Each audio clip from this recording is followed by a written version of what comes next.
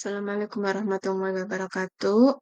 Saya Ambar Islamati. Di sini saya akan memenuhi tugas UAS mata kuliah Manajemen Sumber Daya Manusia 2. Baiklah, di sini saya akan memaparkan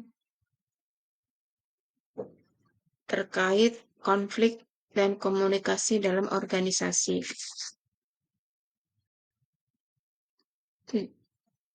Tujuan dari presentasi ini antara lain untuk memberikan pemahaman tentang penyebab dan penanganan konflik dalam organisasi, menunjukkan pentingnya komunikasi dalam menciptakan lingkungan kerja dan yang harmonis, dan yang ketiga memberikan rekomendasi langkah-langkah praktis untuk meningkatkan komunikasi dan mengelola konflik.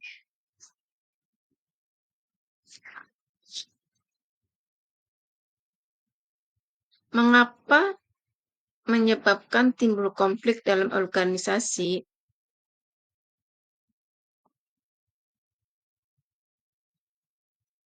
Dalam suatu organisasi bisnis, konflik dan komunikasi merupakan dua aspek yang sangat krusial dalam mengelola sumber daya manusia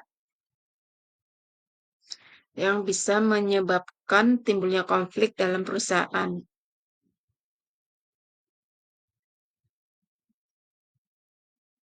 Konflik dalam organisasi muncul karena berbagai penyebab, antara lain perbedaan tujuan dan kepentingan. Yang kedua, komunikasi yang buruk atau salah paham. Contohnya, informasi proyek yang tidak jelas menyebabkan anggota tim berbeda interpretasi sehingga terjadi kesalahpahaman.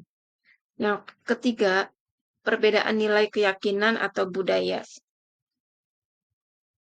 Contoh, karyawan dari latar belakang yang berbeda budaya memiliki cara kerja dan komunikasi yang tidak sama. Yang keempat, persaingan sumber daya terbatas. Organisasi yang sumber dayanya terbatas, seperti anggaran, ruang kantor, atau perlengkapan kerja, itu lebih merebut sumber daya tersebut. Dan konflik akan timbul. Contohnya, divisi berebut aksi penggunaan ruang kantor atau perangkat kerja. Yang kelima, perbedaan gaya kepemimpinan dan kepribadian. Gaya kepemimpinan yang otoriter bertentangan dengan karyawan yang menghendaki cara kerja yang independen. Contohnya, seorang manajer yang otoriter bertentangan dengan karyawan yang lebih suka bekerja secara independen. Dan yang terakhir, stres kerja dan beban tugas berlebihan.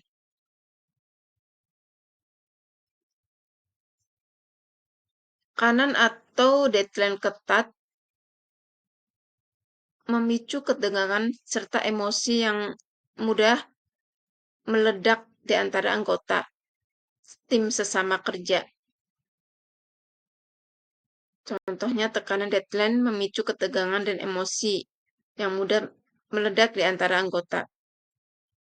Atau perbedaan persepsi atau ketidakjelasan tujuan organisasi sehingga menyebabkan ketimpangan dalam alokasi tugas.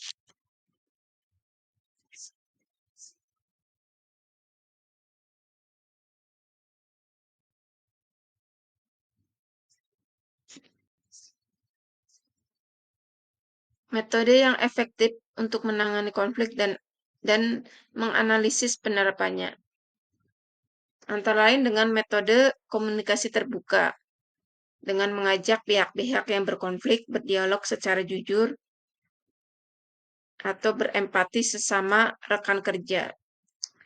Penerapannya adalah dengan membuka ruang diskusi tanpa prasangka agar akar masalah terungkap dan solusi ditemukan secara bersama. Yang kedua adalah mediasi profesional dengan melibatkan pihak ketiga sebagai penengah. Penerapan dari analisis ini adalah mediator memfasilitasi penyelesaian tanpa keberpihakan cocok untuk kompleks. Metode selanjutnya adalah fokus pada solusi dengan mengutamakan penyelesaian masalah bukan untuk mencari siapa yang salah. Penerapannya adalah dengan mengurangi tensi yang mengarahkan pada win-win solution, menjaga hubungan baik.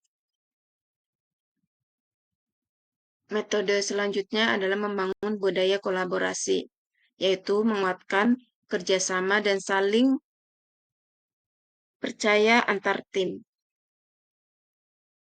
Penerapannya melalui pelatihan dan team building, mencegah konflik dengan menciptakan lingkungan harmonis. Metode terakhir adalah pengelolaan emosi, yaitu meningkatkan kecerdasan emosional untuk mengendalikan reaksi. Penerapan yang bisa dilakukan dengan latihan relaksasi atau refleksi membantu meredam emosi negatif sebelum konflik membesar.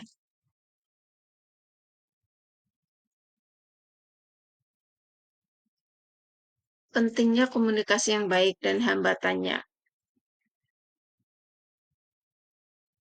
Komunikasi yang baik menghasilkan sesuatu yang baik.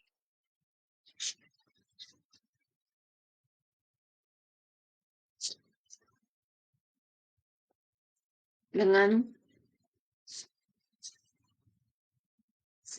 cara pertama menghilangkan kesalahpahaman.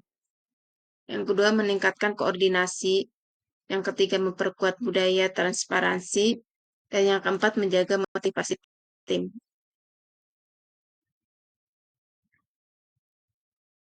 Hambatan yang mungkin terjadi dalam komunikasi efektif. Hambatannya antara lain bocornya informasi. Yang kedua perbedaan bahasa, perbedaan persepsi. Yang keempat struktur organisasi yang kaku. Dan terakhir itu stres dan tekanan kerja.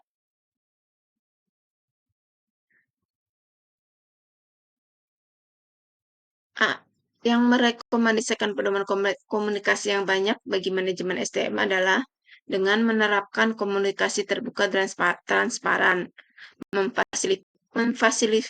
memfasilitasi komunikasi dua arah, menggunakan bahasa yang sederhana dan jelas, memperhatikan komunikasi nonverbal, memberikan umpan balik yang konstruktif, serta pelatihan-pelatihan komunikasi dan manajemen konflik.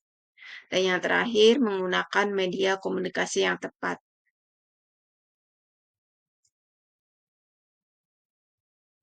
Kesimpulannya adalah konflik dan komunikasi dalam organisasi adalah dua aspek penting dalam pengelolaan sumber daya manusia. Dengan memahami penyebab konflik, menguasai metode penanganannya, dan menerapkan prinsip-prinsip komunikasi yang efektif, organisasi dapat menciptakan lingkungan kerja yang produktif, kooperatif, dan berkelanjutan. Demikian presentasi yang dapat saya sampaikan. Mohon maaf jika ada perkataan yang kurang berkenan. Terima kasih.